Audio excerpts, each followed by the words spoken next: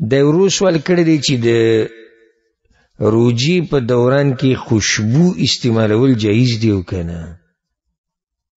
الجواب بالکل جایز دی.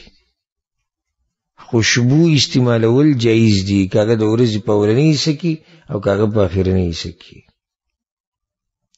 او کدا خوشبو هر قسمه، کدا لوګي بخوري او کدا تیلی او که هر څنګه. ها خو صرف دومره ده چې دغه لوګي والی چې خوشبو کومه ده د دې د راښکودو نه ځان ساتل پکار دي.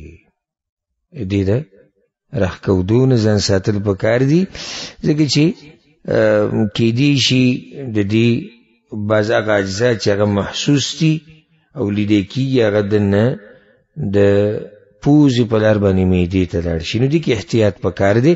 نور هر قسمه خوشبو استعمالول او بینول داسې دي جایز دي.